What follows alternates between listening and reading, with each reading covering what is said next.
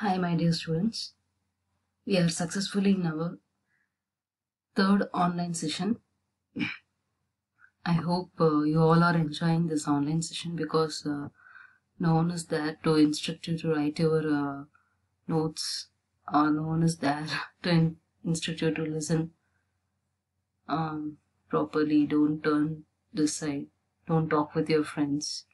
Don't use your mobile phones like that. So this is a very comfortable session. I think so. Business taxation is a concept which is needed, which should be known by each and every person. Even you are not in the profession of business, or you are not a student of BCom or BBA.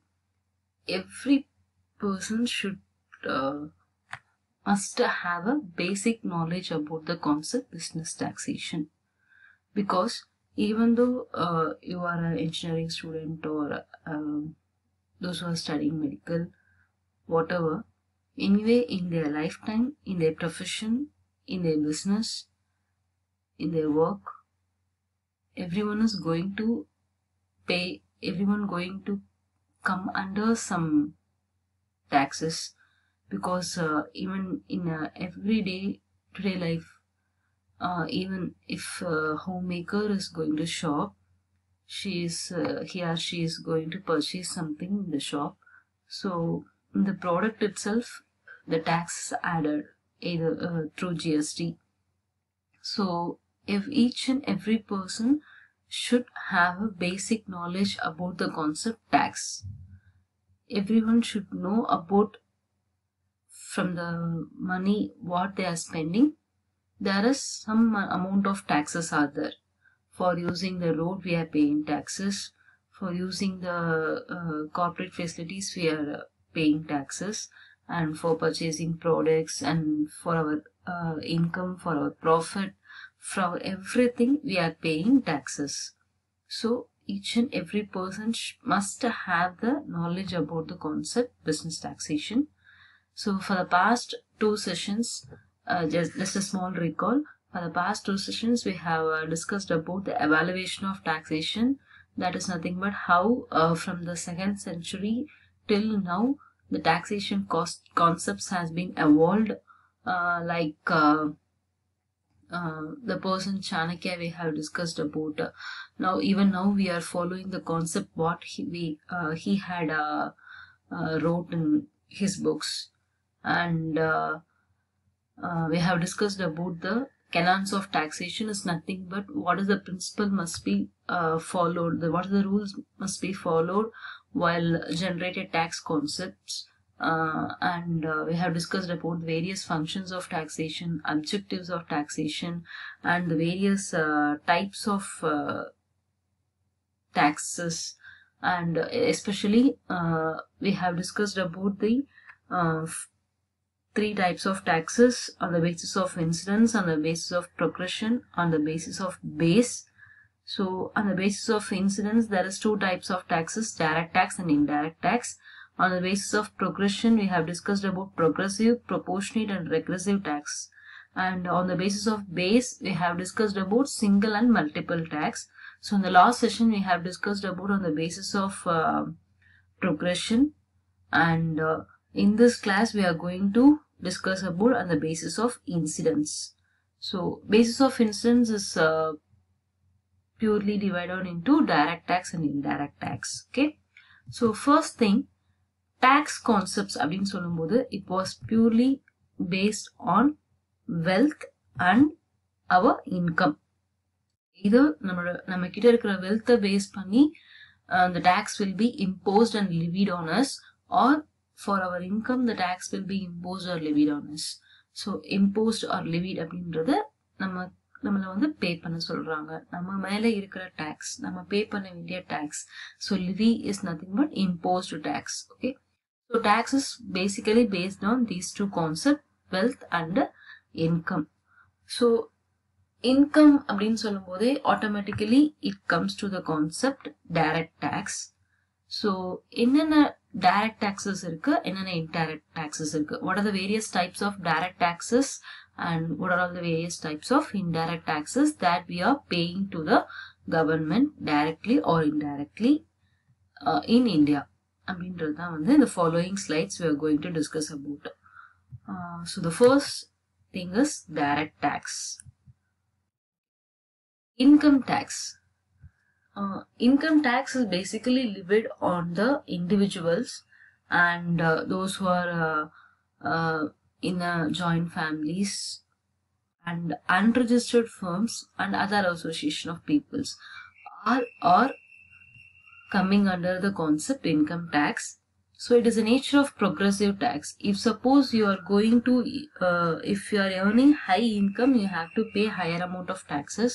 If you are paying lower income, according to the income you are earning, your tax percentage will be decided. Each and every year, the income tax slab rate will be differed.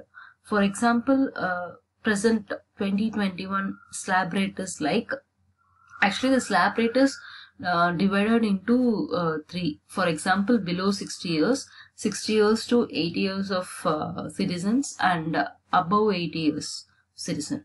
So how the tax rate will be now? For example, below 60 years, the current 22-21 financial year up to 2.5 lakhs of your income, you need not pay any tax. From 2,50,000, that is from 2,50,001 rupee to 5 lakhs, you have to pay 5% of tax on your income. If suppose your income is above 5 lakhs, so up to 5 lakhs it is 5% and above 5 lakhs it is 10%.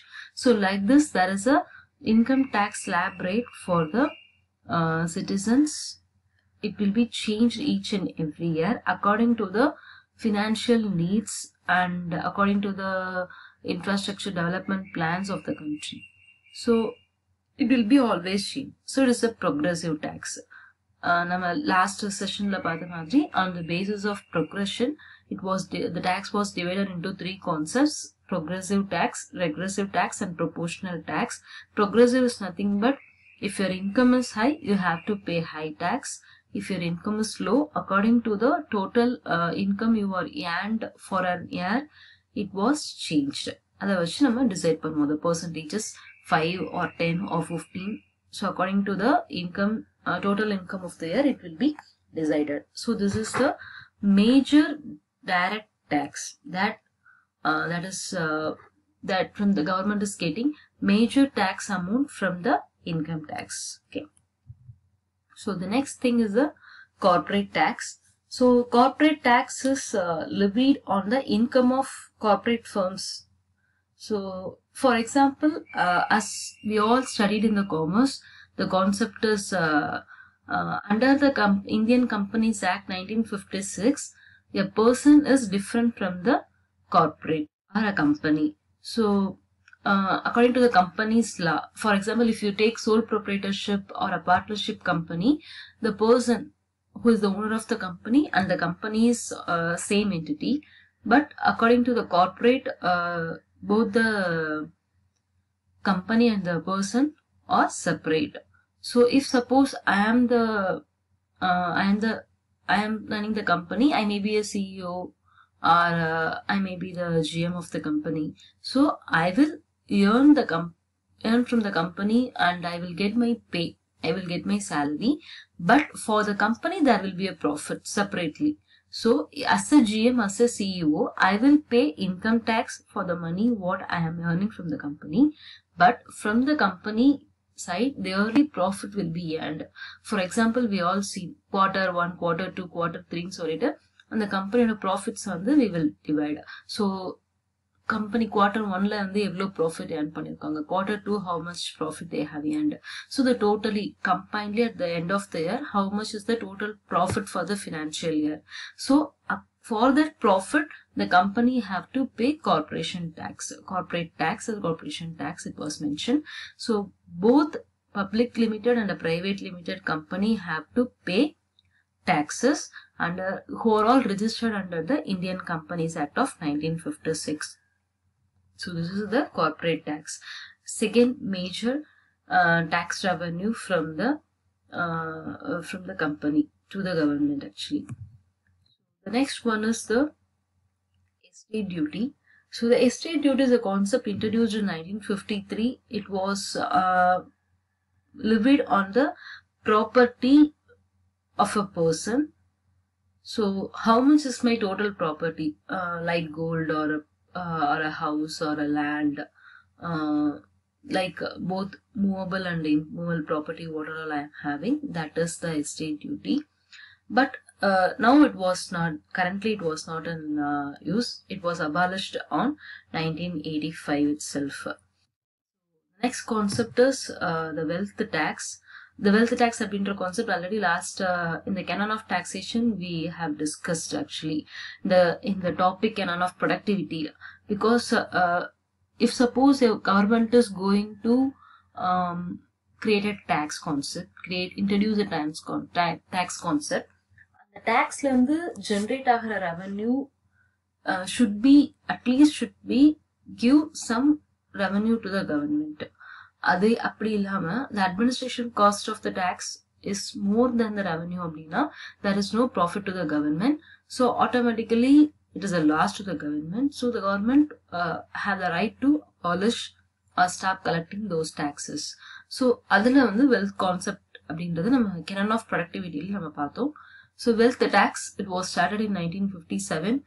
So it was both for productive and non-productivity of wealth. So we have seen that what is productive wealth and what is non-productive wealth. So productive wealth is nothing but if I am having a house, I can use the house, through the house I can earn some rent. So that is the productive productive wealth.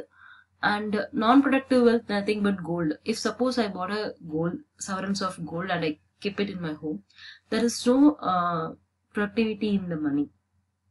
There is no productivity through that gold. So that is the non-productive wealth. So idhula in the wealth tax la irundhu appdin pathona, so it is wealth tax is levied on the excess of net wealth those who are having more than 30 lakhs. So automatically, even if I am having more than 30 lakhs of wealth, I have to pay 1% from the 30 lakh. So the income arised from the wealth tax was very less to the government. So the government tax was totally abolished at the year 2015. And the final one is the gift tax. It was introduced in 1958.